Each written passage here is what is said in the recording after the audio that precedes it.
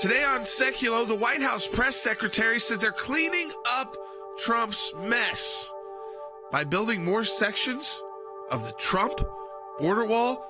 We'll talk about that and more today on Sekulow. Keeping you informed and engaged, now more than ever. This is Sekulow. We want to hear from you. Share and post your comments or call 1-800-684-3110. And now your host, Jordan Sekulow. And welcome to Sekulow. We are taking your phone calls on all of the issues today. 1-800-684-3110 PAC Show. Rick Rennell joining us in the first half hour. Mike Pompeo, second half hour. We've got this information from the White House. So the White House is, quote, has approved construction on the U.S.-Mexico border, specifically on the wall near Yuma, Arizona. This was initially under a Homeland Security 2021 budget that was planned to be initially funded by the Defense Department. 4 major gaps in the wall will be fixed. But flashback to Joe Biden during his campaign, because he said, no, we're not building any more wall ever. Trump campaigned on build that wall. Are you willing to tear that wall down?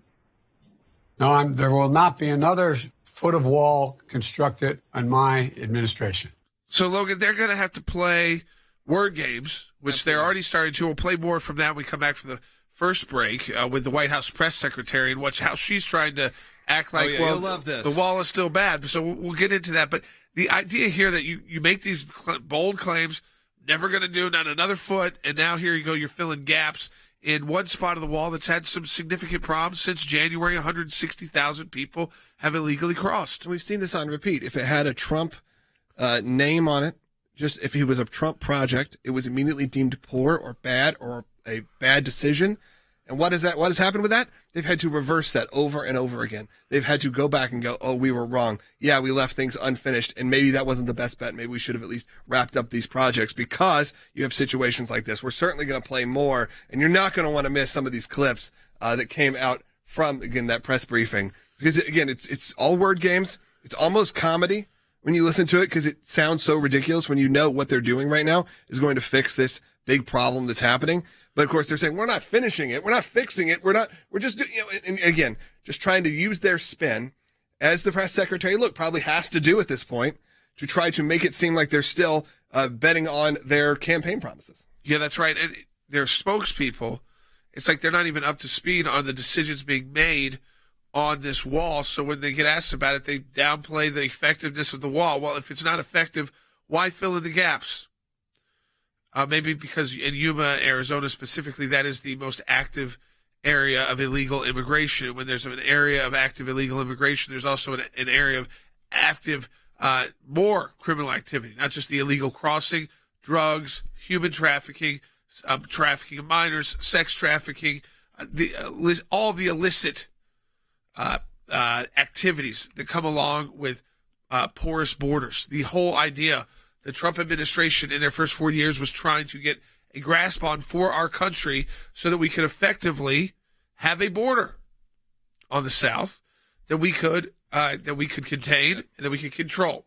But no, that's not, again, acceptable, except when it is for Democrats. So we're getting to that. We're getting into some of that Manchin news today. A lot of politics, of course, the Pelosi trip to Taiwan. We'll get into that as well with Secretary Pompeo. The politicization of the FBI and law enforcement. We're going to go to Rick Rennell on that. So give us your call. Do you believe this is, again, Joe Biden trying to hide the fact that he is actually re-implementing a Trump policy? Ooh, they don't like doing that. 1-800-684-3110. They especially don't like admitting that. Remember, their first day in office, they got rid of everything. Remain in Mexico, Operation Talon was all gone because Donald Trump did it. His administration did it. Give us a call at 1-800-684-3110. And a big thank you to all of our supporters. We hit our goals in our July matching challenge, and that is because so many of you answered that call from us to support the work financially of the ACLJ. So a huge thank you. We're still some of that being tallied up that's in the mail, but a huge thank you for helping us get to our goal at a time of some economic uncertainty. We really appreciate that. So thank you to all of our donors. Be right back on Sekulow. Why is the Biden administration building a border wall in Arizona? So we are not finishing the wall. We are cleaning up the mess the prior administration left behind in their failed attempt to build a wall. We have breaking news tonight on our southern border, where the Biden administration now has reportedly approved a plan to complete a section of border wall near Yuma, Arizona. Trump campaigned on build that wall. Are you willing to tear that wall down? No, there will not be another foot of wall constructed in my administration. Do you think this is a flip-flop? Absolutely, it's a flip-flop. If you're asking me point blank, I mean, he's filling in an area of the wall that is known for people to be crossing through and coming through the border with. They cross through this area regularly to get to that part of the Colorado River, and they cross across the river. The Department of Homeland Security says it'll fill 4 gaps where construction halted after President Biden took office. The area is near the Morelos Dam, and the Biden administration pointed to the danger to migrants and first responders in that area near the Colorado River in justifying its decision. This administration, instead of just agreeing to do the right thing because it's the right thing, the wall is a good idea and it saves lives. But instead, we have to redefine. We're not rebuilding the wall. We're saving lives. The move by the Biden administration to resume work on some of the border wall, championed by former President Trump, has left some Republicans stunned. This is just crazy to me. They have never cared about securing the border. They say, look, we built this fence here, and it's election year. See, we're serious. And they're not serious at all. It continues to be a catastrophe. In my opinion, it's an actual invasion.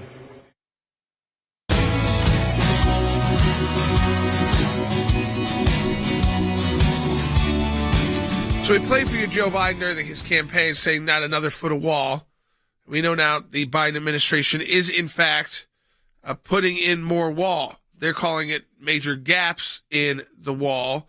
Of course, those gaps exist because they stopped construction of the wall. You've all seen the images before of like the metal that was left back by the Biden administration on site, but we don't believe that this works, except for got to fill in the gaps where it does work, because this is the highest area of illegal immigration in Arizona, on that part of the southern border. So again, they've already said that they will be doing this, but then when they're asked about it specifically, like, did this break the Biden pledge of no more wall?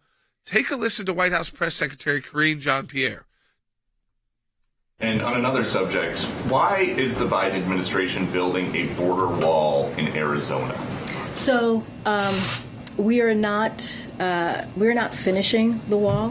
We are cleaning up the mess the prior administration left behind in their failed attempt to build a wall. Okay, I just want you to listen to that for a second. So, are you building a border wall in Arizona? We're not finishing the wall, is how she starts. We're cleaning up a mess. The wall was being built. You stopped construction. Thus, you created the mess. You left it there half built. I mean, some areas were more built than others. This was a big project. It wasn't going to be completed in 3.5 years by the Trump administration. It's just absurd. And again, the administration, and then she calls it's a failed attempt to build a wall. So are they trying to fix that and actually build a wall? But take listen to this continuation of this back and forth word garbage. Peter Doocy and kind of grilling the White House press secretary. By finishing the wall, is this? We are not finishing the wall. By filling in, finishing? We are not finishing the wall. By filling in, is this racist?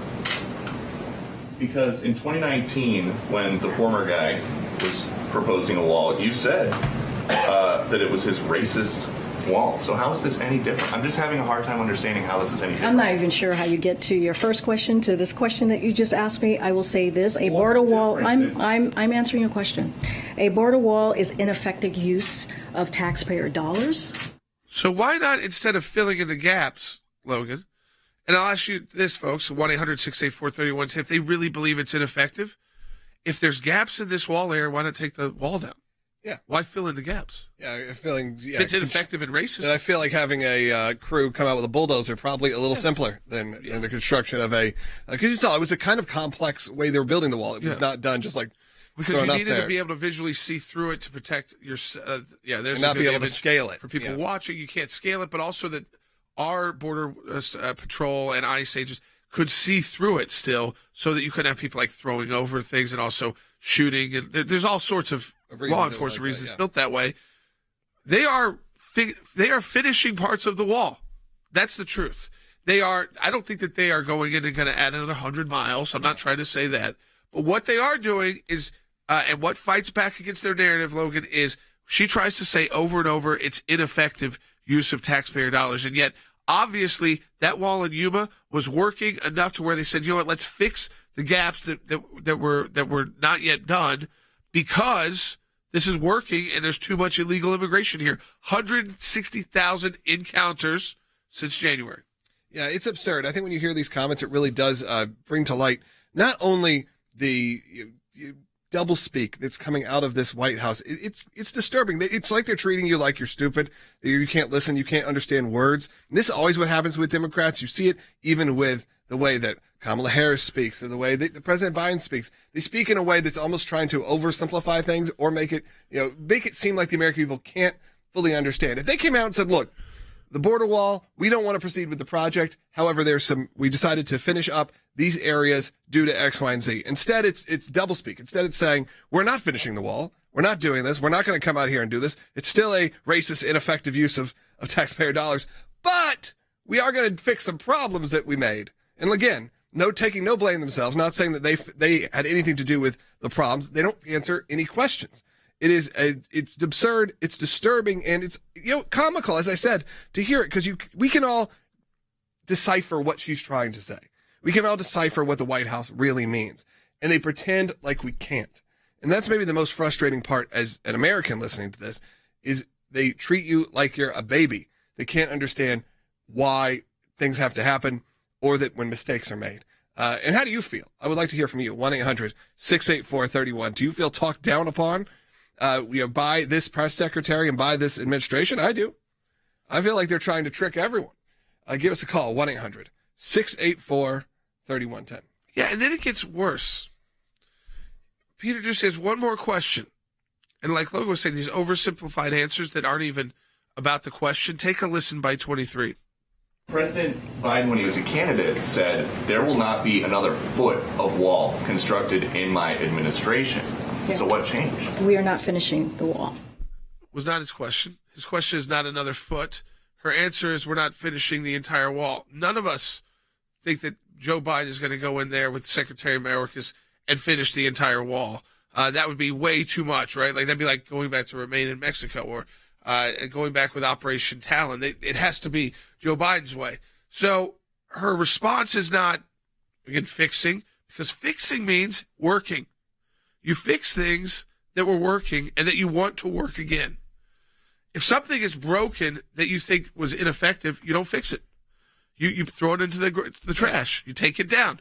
Like I said, if they thought that there were problems with the wall, the gaps, but that the wall was ineffective totally, why not just knock down that wall? Bulldoze it. Let's see that image on TV. Make it easier for people to cross right into Yuma, Arizona. I'm sure the residents there would be excited about that. At least it would play to their rhetoric. At least play a speech. Would I be shocked if you had told me they're going to tear down all the wall they built? No, I would be disappointed, but I would not be shocked. Again, at least that'd be a visual that they could use in campaigns. Like, look, we did. But instead, it's the exact opposite.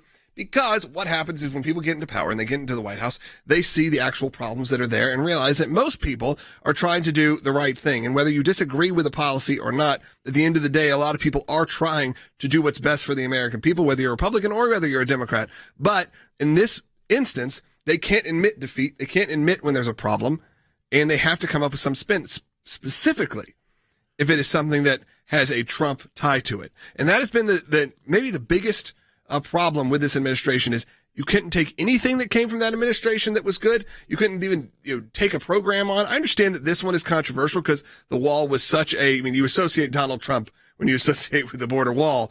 But everything, it's been little things here and there that, again, if the Trump administration had anything to do with it, it was immediately pulled. We saw that even day one when he took office. Yeah, I mean, this is, to me, it just shows you why this administration, I think, has been so ineffective in so many different areas. Because they bash and bash and bash a policy program like the wall that might be working, because remember, the wall was strategically built, and it was for certain segments of the border where it would actually be effective. The Trump administration was clear about that from the beginning. It was a new way of the wall. And there were also areas that used to have more fencing that needed to be repaired. So that was part of the Trump administration too. Kind of go to your areas of top concern, get those filled in, then start filling in the gaps. Realize what the Biden administration is now doing, filling in the gaps. If they believed the wall was racist and ineffective, you would not fill in the gaps, you would knock the wall down. But could you imagine the images in November in an election, let's say lead up to, primaries, big primary Tuesday to primaries this week. So you get past that, you get to the general election these last 2 months, right? And every Democrat's got to deal with an ad of Joe Biden's bulldozers to the southern border while fentanyl is killing so many Americans. While we see those images of 50 dead in the back of a semi-truck because they were trying to cross with coyotes. When we know we are bailing out drug cartels with a new $13 billion a year business in human smuggling. They're going to have images, bulldozing that wall. Oh, say we're taking down that Trump wall. No. They try to always fool people. They try to fool people who are not as informed. They don't really worry about the press conference. What they're worried about is saying, well, we can tell mainstream voters we're actually repairing that wall. And Logan, I think that's their talking point to their out-of-control liberal base. It is a weird spot because they're at one point saying, look at the crisis that's happening. We're all seeing that. We're seeing, like you said, these truckloads of people that are dying. Like, well, if the border was open, how would this be the case? Well, the border is open. So then there's this big mix of conversation that I think is mainly just used to get you in sort of a repetitive nature where you can't really find your way out of a sentence. And that's what it feels like it comes out of this press secretary. Comes out of, and look, the one before it as well, in the whole administration. It seems like they can't get themselves out of one sentence without it being this weird, confusing doublespeak that means nothing and everything all at the same time. Yep. All right, folks, when we come back, Rick Rennell is joining us, our senior advisor for foreign policy and national security, on the politics at the FBI. We'll get into some Taiwan as well with Rick and some foreign policy. So you don't want to miss this, and get your calls in too. Rick likes to take your questions too at 1-800-684-3110, even on the border wall too. 1-800-684-3110. And a huge thank you to our donors. We hit our goals for July's matching challenge because of you. Thank you. When we see something, when we hear something, when we're concerned about an issue, we don't just talk about it. We do something about it. And that goes to our Government Accountability Project. The things that are important are knowing where to look and who to look at. What we're trying to do is get information that we, the people, are entitled to. We sort of call them puzzle pieces because we don't know which ones we're going to need in the long run. But you gather all the puzzle pieces together, and then you start to put them together to uncover the truth, really. The Freedom of Information Act, that's a statute that allows us to get information from the government. Starts with a letter from our offices in Washington to these agencies. And it says, give us this information on these topics. And generally, they don't. And then we go to court. We go through a series of lengthy negotiations back and forth about what they'll give or what they won't give. We may get tons of information that's redacted, and we have to then go back and say, you redacted too much. We can't really find out what you're giving us because it makes no sense. So it goes through a process of litigation. That is how you get information, and that office is going to be more active now more than ever. The ACLJ has been extremely active in vigorously seeking to hold these bureaucrats accountable. We have filed hundreds of FOIA requests. We have received over 20,000 pages of documents in our litigation. How was our government operating? What were they driving at? What was their agenda? What was their motive? And I will tell you, sometimes the picture that it paints is one of terrific abuse. You're finding a nugget in a gold mine. Occasionally you'll come up with something that is really a bombshell, but you have to persist in doing it, and that's what we do. That's a little bit of what we do through our Office of Government Accountability, and of course that comes under our Office of Government Affairs. So your support of the ACLJ supports all of that.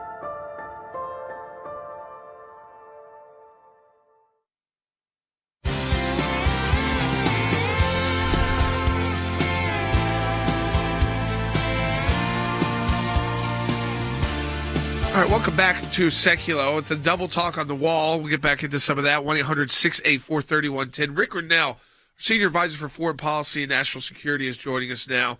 And I want to follow up on a story. It was last week, started with Congressman Jim Jordan when he sent a letter into the FBI Director, Christopher Wray, and he said, we've got whistleblowers. They are saying that they are feeling pressure to reclassify criminal acts as, quote, domestic violent extremism to meet the Biden claim that domestic violent extremism is the most dangerous threat to our country, not fentanyl, not our porous southern border, not the Chinese Communist Party, not Russian aggression, but no, it's again, domestic violent extremism. I'm not trying to say there's none of it. It exists. But they're being told, hey, you better pad those numbers. Try to find some connection. To somebody sent a tweet out that said they're Republican also. Okay, we can reclassify that as domestic violent extremism. On top of that, the whistleblowers have said there is a purge, Rick, going on inside the FBI of anyone who happens to be conservative. Now Senator Grassley has followed up with Christopher Wray, who's got to testify before him in a few days with the same information. So they're all these whistleblowers, Rick, good people inside the FBI, law enforcement, saying, bad things are happening because when you politicize law enforcement, you are in a danger zone. Oh, where to begin, Jordan? This is like so full of hypocrisy all the way around. You know, the media in D.C. constantly said that the Trump administration was politicizing DOJ and the FBI. But what is absolutely clear is that the Biden team and Democrats weaponize government when they have it, whether it's the IRS, the FBI, the DOJ. We see political prosecutions. We see what the third world does is when the ruling party doesn't want someone to run against them, they put together a sham investigation like January 6th, where there's not a single dissenting voice on that committee. This is not an investigation. Now what we're seeing is Senator Grassley really getting aggressive about getting rid of politics at the FBI. I know Senator Grassley personally, and he has been very, very concerned about the politics inside the FBI. He and I have talked about the politics inside the FBI. And the reality is, and I should make very clear, that the rank and file FBI agents are good people working for truth, justice, in the American way, and they know that their bosses are politicizing every issue, whether it's Russian collusion or now what we see is the Democrats' talking point of domestic terrorism becoming overplayed, using the FBI and phony numbers to pretend like it's a bigger problem than what it is. And let me just finish by saying this. When you pretend something is a bigger problem, that means the actual large problems are not being confronted. And that's what's scary. I want to play what Senator Grassley had to say about these whistleblowers, because I think what Rick said is so important. We always say this to the FBI. If the rank and file are the ones coming forward bravely as whistleblowers to members of Congress to say this is going on. And they know they're all pointing to the same FBI special agent. Take a listen, Byte 11. Whistleblowers coming to me, and I listen to a lot of whistleblowers because they know where the bodies are buried, and with evidence that a special agent in charge by the name of Thibault was making decisions of what investigations should go ahead and which one should be stopped. And we know by his social media comments that he is very, very liberal, very, very partisan. We know also that he was, Rick, involved with the Russia hoax. So he was part of that team that was pushing that. He was also part of the Hunter Biden laptop, this is disinformation media, can't touch this. And now he is leading a purge of good folks at the FBI because, I mean, you need a balance in the country. There should be people there of all political stripes and backgrounds so that there's a total balance and no bias. And you have to always fight against political bias, and I get that by human nature, but especially in law enforcement when they have the ability to ruin your life.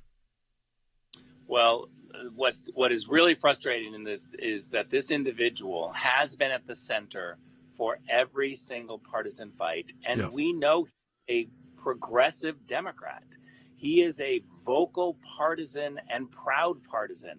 And that alone should tell the senators, look, if that's the precedent, if somehow you get to be a partisan political investigation arm when you take power, that's a terrible precedent. And don't teach Republicans when they take over to do that. I'm 100% against politics in any of these arms like DOJ, IRS, FBI. But this is permeated and exploded under the Democrats, and yet the Democrats look the other way. Where are the senators and congressmen who are supposed to be monitoring these committees and these investigative bodies and these cabinet officials? They need to start speaking up, and Senator Grassley needs a little help. Yeah, and Rick, it does a lot of damage because you oversaw the intel agencies as acting DNI. When the American people start seeing these stories about law enforcement agencies, or whether it's the FBI or DOJ, or if it felt like it was the intel community with some of the laptops and how they work together, if we lose faith in those institutions, they don't work. It doesn't work. I think the American people have already lost faith with these institutions. When I was at DNI, I kept saying to all of the intel agencies, you've got a big problem. You've got to convince the American people that you're fair. They don't think you're fair. And let me just finish by saying, where's Adam Schiff? He was so jumpy about politics permeating the intelligence agencies. He was constantly saying that I was being political when I was just trying to get rid of the politics. But what they don't like is when you get rid of the liberal progressive politics, they then think that you're playing politics when you're actually just trying to play fair and get rid of those individuals who are putting their thumb on the scale. Rick, final thoughts on the Nancy Pelosi is now, as of now, has decided to go to move forward with the trip to Taiwan. The CCP has put out a statement that was threatening enough that Twitter actually did take it. It was flagged by Twitter because they threatened to shoot her plane down, or I guess have her. I think the exact words were have her removed. Dispel her plane. What are your thoughts on her moving forward?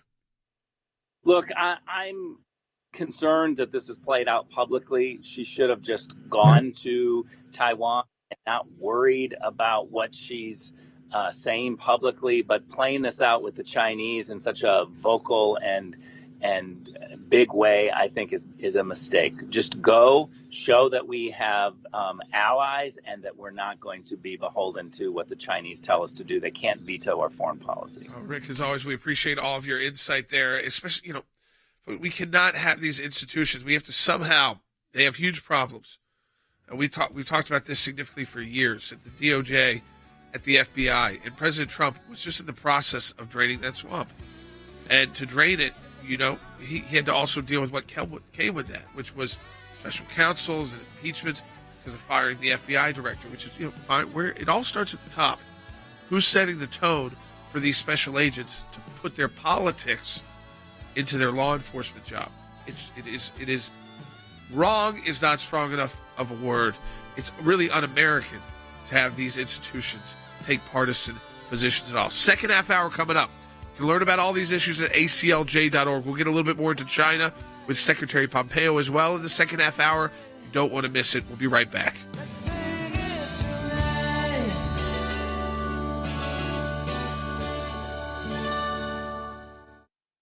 In my time in service, both as CI director and as Secretary of State, I watched the good work that the ACLJ was doing here in the States and all across the world. The ACLJ's work at the UN overseas is incredibly important. We have on our team policy experts. They're all engaged in foreign policy issues. We actually try to go in and do something positive and actually affect change. We had a series of cases primarily dealing with religious liberty. Nations that had more religious freedom had better democracies. We've taken the First Amendment, and that has been our cornerstone.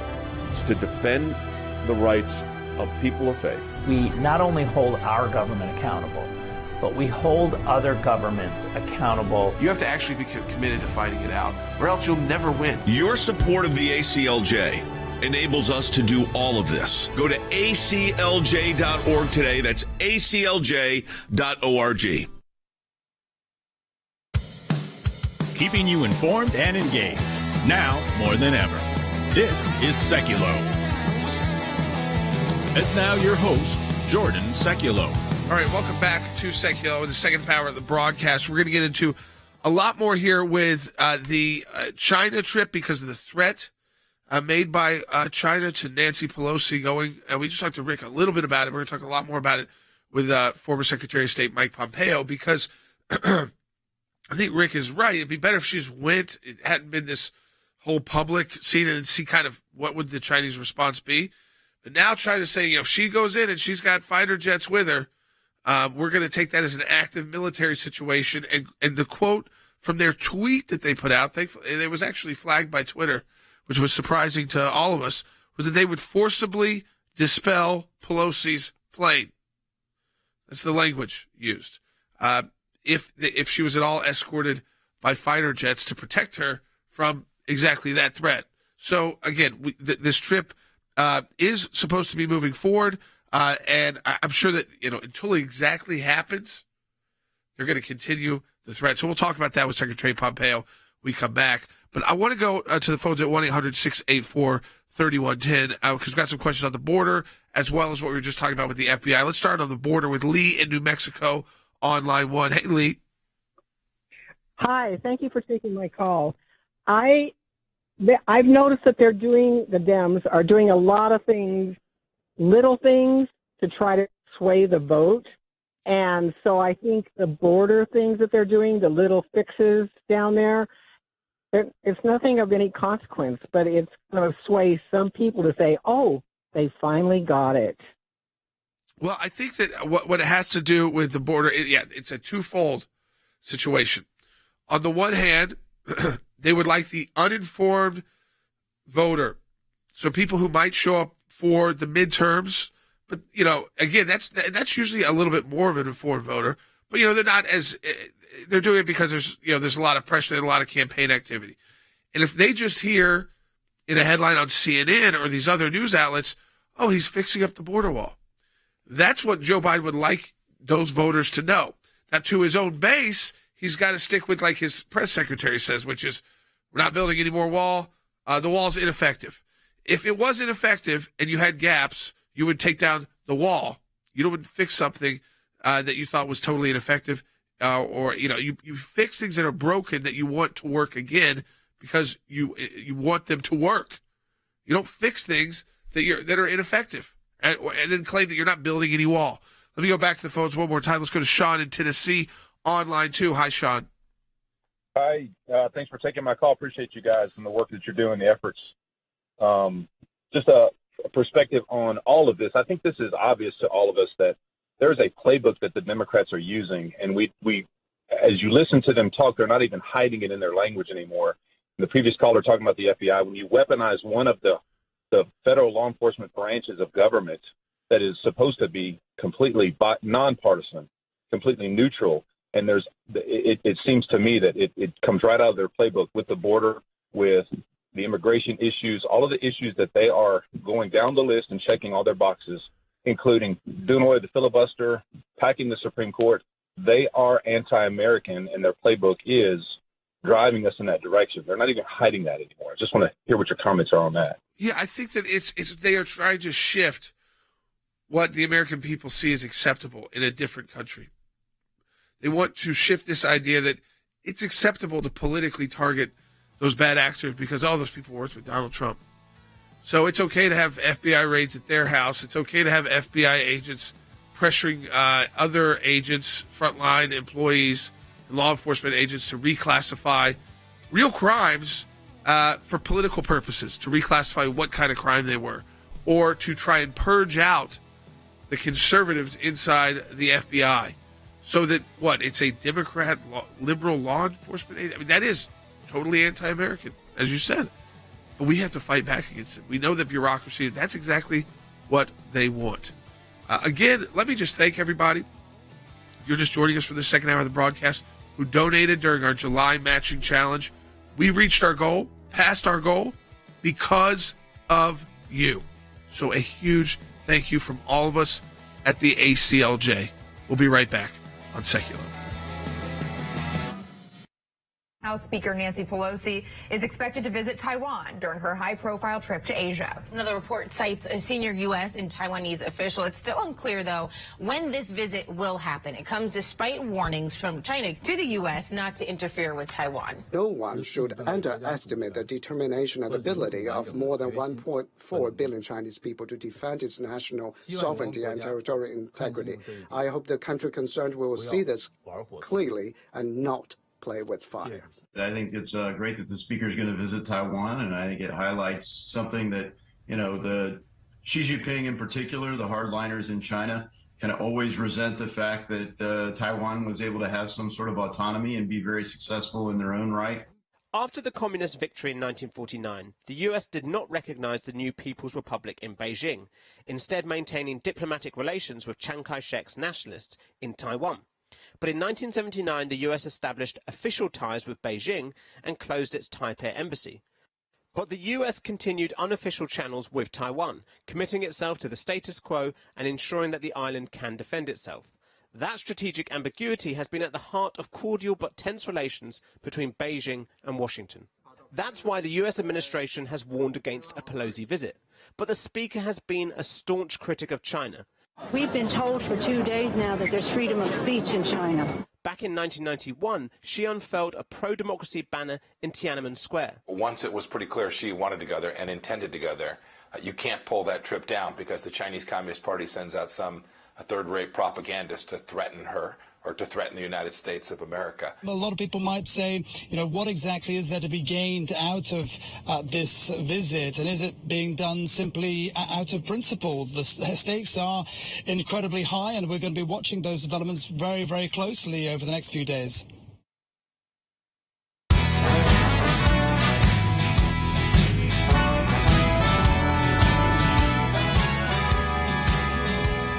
All right, welcome back to Sekulow. This is the statement from the Chinese Communist Party. If U.S. fighter jets escort Pelosi's plane into Taiwan, it is invasion. The PLA has the right to forcibly dispel Pelosi's plane and the U.S. fighter jets, including firing warning shots and making tactical movements of obstruction. If ineffective, then shoot them down. That is the official message of the Chinese government. I want to go right to a former Secretary of State, CIA Director Mike Pompeo, our Senior Counsel for Global Affairs. So, Secretary Pompeo, it does look like the trip is moving forward as we speak. That threat was put forward by China on Twitter. They actually did flag it on their social media because it was calling for the killing potentially of the third-ranking U.S. Elected official in our country. But are you surprised that after all the pressure, not just from China, but from the White House, Secretary Pompeo, that she's going forward with this as of now? Well, I'm not surprised terribly, but I am pleased. I think it's the right answer. Looks like we got a little. It would be. I'm sure you can hear me now. Yeah, we'll reconnect. We'll reconnect with you, Secretary Pompeo. Just a minute, might have been just a cell phone connection issue. And folks, this is what I want you to understand. They are threatening. It's a very specific threat. It's if you are escorted by military fighter jets, that will allow us to take down both the fighter jets, and if we can't obstruct them, we're going to actually try to we would dispel of Pelosi's plane. I mean, take out all the politics of this. So, Secretary Pompeo, let me go back to you. You said you're not surprised, but the White House, I have a feeling up until this may happen on Wednesday, I feel like their pressure campaign is going to continue, and so is the Chinese Communist parties. I think that's likely true, but I don't think the speaker had any choice but to continue with the program. She had made a promise that she was going to get there, and to walk away from that now would be the kind of feckless, weak leadership that America can't afford. It would have created enormous risk. Chinese would have felt there was a victory, that they had convinced a third-ranking American that she couldn't go to an independent, sovereign state. Make no mistake about it, Jordan. It would be a big mistake if she were to cancel that trip as she sits there in Asia today. What do you think about the rhetoric? That we're going to dispel of your plane if you're taken in by protection by the U.S. Jets, and it looks like they're kind of coming up with how could they possibly get into something with the United States? So they're going pretty far and pretty specific on what they would do if you do this, but do you think either way they're going to try, the Chinese may try and pull some kind of show of force, not necessarily shooting down planes, but some kind of show of force? Jordan, I do think that they will. In some sense, they already have. They conducted a live fire exercise not far off of Taiwan these past 48 hours. I'm certain they'll continue that kind of bluster, those kinds of threats. I'd be very surprised if they did anything remotely close to what was in that tweet, what was in that statement. It almost looks a little bit desperate to me that they put that out in advance, trying to basically test the Biden administration, see if they'd push forward with this. And it's important, too. It's important for everybody who's listening to know that China asserts something in that tweet. They assert they have the right to do that. That's false. That's fundamentally false. Taiwan is not part of China. It has never been part of China. And for them to say that they can expel an American leader from Taiwan when she chose to go there is just not true. And so we should not permit them to get away with that kind of propaganda, those kinds of falsehoods. And we shouldn't reward this kind of bellicose, belligerent behavior. Is there any way that the White House could try to respin this now, that if she does move forward, because at this point, are they the ones who look foolish at the end of the day if this moves forward and she's able to make the trip safely? They'll try, I'm sure, Jordan, as they have tried so often. In the end, the president's public statement saying that the military didn't think this was wise is the statement that everyone will know was true, and that they were discouraging Speaker Pelosi from making this trip. So my guess is that they will continue to look, frankly, weaker than the Speaker herself does.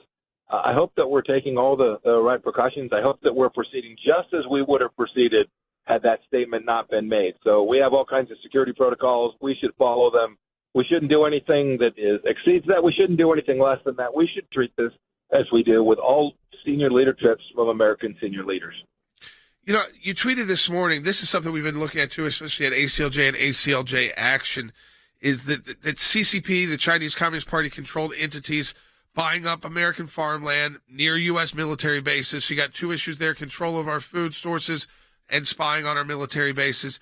And you talked about how, as Secretary of State, our diplomats in China can't even go to the grocery store without someone following them. Do you think that there are so many ways, systems in our government that are supposed to check on this kind of foreign investment? And we have foreign investment, we have CFIUS, we have all these different ways to really look into who is investing in what and why. And it just seems like they have been totally asleep at the wheel when it comes to China. It's like, well, just look the other way.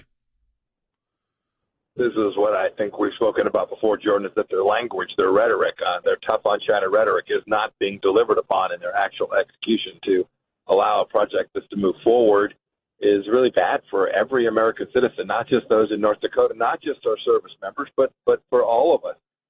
And this isn't disconnected from this issue with Taiwan. It's about America's posture in the world, our ability to deter the Chinese Communist Party from its continued aggression. And the point I made this morning was the simple fact that it's not reciprocal, that the Chinese can move about the cabin here in the United States and buy up agricultural land near our military bases. And an American company that tried to do the same thing, or an American diplomat who even tried to travel to a place like that, would be denied the ability to do that. That's foolish. It is naive. It's frankly been American policy for 40 years, and we've got to fix it. We've got to turn it around. We began to do that when we were on watch. I pray that every administration after ours will do the same and just demonstrate American resolve to protect the American people. I mean, it seems like China is looking for a reason to start the fight. I mean, trying to pick the fight. I mean, at this point, is that an accurate read? I mean, does Chinese really want to get into it or test, I guess, what the U.S. would do if they did something with Taiwan? Jordan, I think they're probing. I think you've got it exactly right. I think they're testing. I think they're seeing if we will bend to mere words or if we will bend to ship sailing in a place it's not supposed to. Whatever it is, I think they will continue to press their gaze until they meet steel, until they meet resolve. We saw this with the Iranians. We saw this with the North Koreans. They would bluster. They would say things. But the moment America showed resolve and demonstrated that we were going to protect America, we weren't going to send the 82nd Airborne or the 101st, but we were going to do things that would impose costs on them. Once they saw that, they began to respect America, and they stood down in some of their most belligerent behavior. The Biden administration needs to do the same thing with respect to China. And if we do, they'll begin to behave in a way that's more consistent with what we want them to.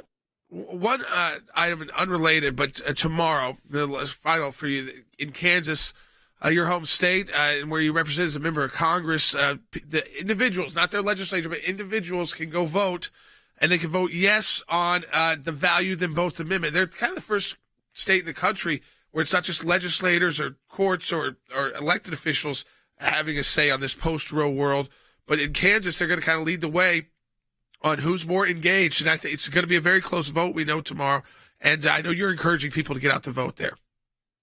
Well, Jordan, I hope every Kansan will. Whether you're in Kansas, you've got a mail-in ballot from someplace, please vote. Value them both. This is a simple piece of language that allows the people of Kansas to make decisions about what restrictions will be put in place with respect to abortion. We don't hand it off to our elites. Instead, we let people make these choices. It's what overturning Roe permitted, and I hope everyone will get out tomorrow and support this amendment, which gives the people of Kansas the right to make decisions about how they're going to protect the unborn. That's really important. We appreciate you joining us, Secretary Pompeo, and for that. So, folks, if you're in Kansas, you got family or friends in Kansas, encourage them to get out and vote yes tomorrow on the value them both amendment. What it really allows, Secretary Pompeo said, is it allows the lawmakers at the state level to finally legislate restrictions on abortion. So it takes it out of the court system, and it kind of clears the way. And then, again, your direct representatives in Kansas will go through that restriction process. This is point A. And I will tell you, folks, we've been pouring in ads as much as we can do through ACLJ Action, but Planned Parenthood with their mis and disinformation, it is out there in extreme. So contact, even if you think you've got friends and family who would be voting yes, I would call them and make sure they haven't fallen victim to the mis and disinformation out there by the abortion industry, because all this does is allow the legislature to begin enacting restrictions on abortion. Just like Secretary Pompeo said, that's the whole point of fighting and getting Roe versus Wade overturned, is to return this back to the states. This is that first vote so that the state legislators in Kansas can take that vote. But remember, misinformation, disinformation is out there. So even if you're outside Kansas, we have friends and family who are voters in Kansas. You might want to give a call today. This is a big one. It's a big test of the grassroots, and I think it can go either way at this point. So make sure, again, you've got your family voting the right way, and they know that there's not what is the wrong info. Again, so you can always point them to acljaction.org, because we've got the fact sheet on that there as well. So I encourage you, again, to get your family involved. If they're in Kansas, there's that first test, and the media will make a huge deal of it, especially if the pro-abortion industry wins out that vote. We don't want to see that happen.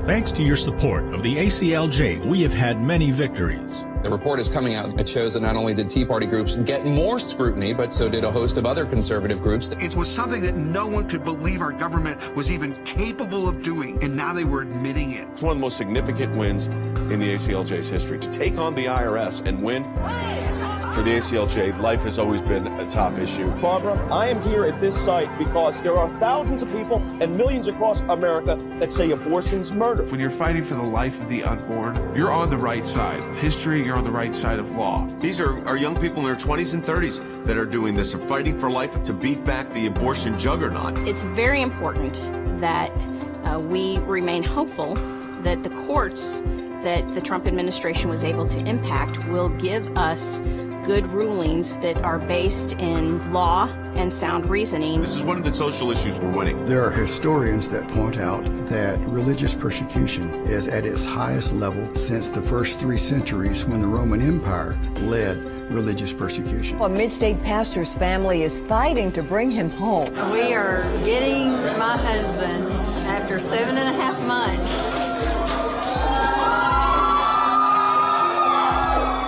Turkey should not get away with holding my father one more day. When Brunson was finally released, who meets him at the airport at 2:30 in the morning? Rick Brunell. I saw Pastor Brunson walk down the stairs of the plane. I was filled with emotion. I told him that we were praying for him. The American people never forgot about him. I'm thankful, I'm grateful, and actually I'm astounded. We need your help as we continue this work here in the United States and around the world.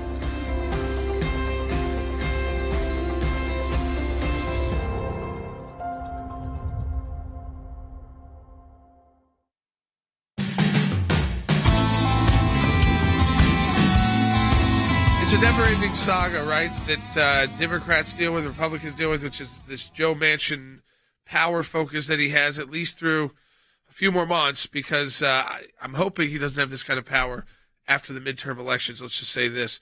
So after the Senate moves forward with the CHIPS Act, which we've talked about in the air, there were people that had issues with it, but there were people like Secretary Pompeo who supported this, and it's now passed the House, but it really took something that was getting bipartisan support, and there was some Republicans who didn't like it, that was fine, into just a purely, very political issue, unfortunately.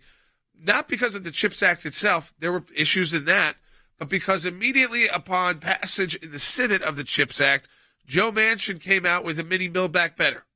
A mini Build Back Better that includes tax increases by more than $326 billion. This is during what, under most definitions, people have said, would count as a recession because of 2 quarters of negative GDP growth. Only the Biden administration won't accept that, but it has tax increases. There's tax breaks, of course, to the richest Americans. Price controls on pharmaceuticals that they think will actually go so far as to hurt the research and development. I mean, I know that's, again, there's a balance there. Pharmaceutical companies need to make money so that they can research and develop better pharmaceuticals and better cures for diseases that can hit any of us and all of us. So again, you understand when you start saying we're going to put price controls on them, you might like the way that sounds, but how does that impact 10 and 15 years down the road with our research and development capabilities? And of course, it's got almost $400 billion for the Green New Deal. Now, this is not yet 100% given, not because of any Republicans, but because Kristen Sinema would be necessary to get this to the 50 votes. Right now, VP Harris would not have to be the tiebreaker this week because Senator Cornyn, unfortunately, is out with, who's a Republican, is out with COVID. So they could do it with 50 votes. I want to go to Harry Hutchinson on the economics of this, because Harry, to me, it is Joe Manchin showing his true colors once again. Big spending, tax increases, and of course even taxes on coal, which impacts his community, West Virginia, the state he represents. But it is a typical. I mean, it's got the Green New Deal in it. It might not be quite as expansive as Build Back Better, but it's pretty darn close. I think you're precisely correct. So I think, as you've outlined, this so-called Inflation Reduction Act, made possible by Joe Manchin's craven capitulation to the left wing of his party, provides tax cuts that benefit the rich. And in short, this bill is nothing less than a disaster. Second, a University of Pennsylvania study points out that the Manchin bill, which highlights his commitment to inconsistency, will raise inflation through 2024. So we are already in a hyperinflation situation, and Joe Manchin wants to add jet fuel to the fire. Third, the bill raises taxes on corporations. But guess what? Corporations will, of course, raise prices. This means that the corporate tax will be paid by consumers. And so a corporate tax hike will raise the inflation rate still further. Fourth, the bottom line is that Joe Manchin's Inflation Reduction Bill is simply a twisty road to where? Nowhere. Raising spending during a period of hyperinflation only makes sense in a world, an Alice in Wonderland world of make-believe. Jordan, this make-believe world of raising spending during hyperinflation suggests that politicians inhabit a strange world that is very, very similar to the world inhabited by opioid addicts. Yeah, I mean, let me go to President Obama, because this is what he had to say about what you do in a recession, what you don't do in a recession. You would think maybe the Biden team had listened and learned. Take a listen, bite 3. The last thing you want to do is to raise taxes in the middle of a recession because that would just take more demand out of the economy and put businesses in a further hole. I mean, but we've seen a shift from the days of Barack Obama in the Democrat Party, where they were very liberal, pretty progressive for the time, but reasonable to the point of under my watch, I don't need the economy getting worse. I need it getting better. I have to run for re-election. I'm president of the United States. But that's all gone out the window because because it feels to me it's like the people advising President Biden, they lack a lot of real world experience. I think that is correct. So it's Democrat, Republican. You got to have real world experience, understand what it's like to pay a mortgage, pay your bills, get your kids to school. All the costs, so that when inflation goes up, what it's like to make a budget. I'm not sure that any of them have ever experienced that. I think that is correct. So I think Democrats, by and large, have been captured by ideology, and they have fled the world of reality. And so here we have a situation where the Democrats are not content merely to raise prices, not merely content to raise the corporate tax, not content to spend more money on IRS tax audits, and they're not content with subsidizing China through so-called renewables, such as solar and wind. Instead, they now want to tax coal production, and they plan on raising taxes essentially on anyone who makes more than $30,000 a year. So when they tell you that they are trying to, quote-unquote, tax the rich, don't believe them. They are telling another relatively large fig. Yeah, I always want to tell people when they hear that it's going to be $400,000 and on up earners. A lot of people out there may say, "Oh, that's people that make a lot of money. I don't make that much money, so it'd be fine." But if you're a small business owner or you work for a small business, that's who it's targeted at. That's not targeted at some major executive, a huge company. They can deal with it. But a small business owner who might be right in that range, that's when they start deciding whether or not they can't take on a new employee or have to drop employees. I think that is precisely correct. And it's important to note that the employment rate, the unemployment rate in the United States is fairly low. But the actual number of people employed in the United States who are in the workforce is still not at the level we were in February of 2020. So keep in mind, yes, the unemployment rate has come down, but the overall employment of Americans has actually shrunk under this particular president. As Joe Biden's dear mother used to say, out of every lousy thing, something good will happen if you look hard enough.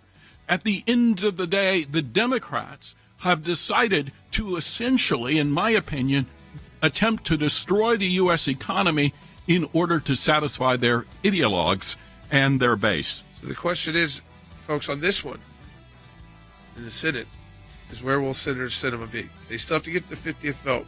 Looks like they've got 49. As of right now, as of the show, she has not. She's been silent. She's probably being lobbied very hard by her friend Senator Manchin. We will keep you updated on this. We'll keep you updated on the vote in Kansas tomorrow. Make sure if you live in Kansas to plan to vote yes for life there. We'll talk to you tomorrow on Sekulow.